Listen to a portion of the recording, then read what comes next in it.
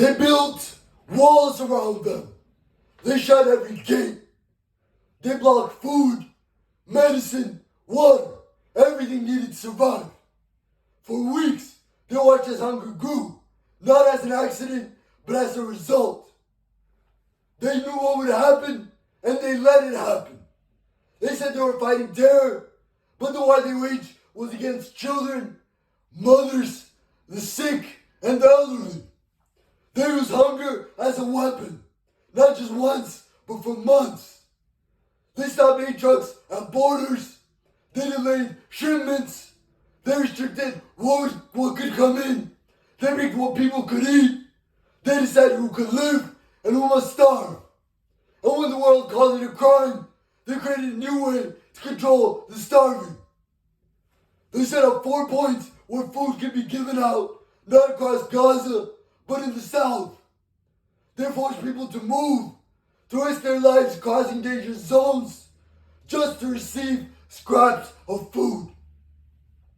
They built checkpoints not only for bodies, but for food itself. They said this was a better system.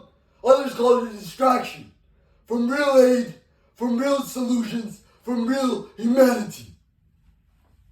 People came in crowds, desperate and weak. Some fell, some died. Some were shot at while trying to eat. They said they didn't fire into the crowd. They said they only fired warnings. But warning shots near a starving, collapsing crowd are still violence.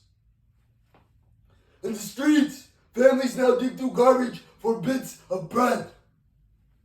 They boil old rice found in trash bags. They say they feel shame, but the hunger kills pride before it kills the body. A mother walks miles with her daughter, searching for something to feed 5 children. She once worked for the United Nations. Now she begs from waste. This is not poverty. This is not war. This is policy. Policy by Benjamin Netanyahu and the Israeli government. They allowed hundreds of trucks to enter, but thousands more waited at borders. They allowed some food to flow, but not enough to stop famine. They opened the gates just wide enough to silence the critics, but not wide enough to save lives. The maps show it, the reports prove it, the images confirm it. They planned the hunger, they controlled the relief, they chose who would suffer most. They claimed to protect aid from theft, but the real theft was theirs.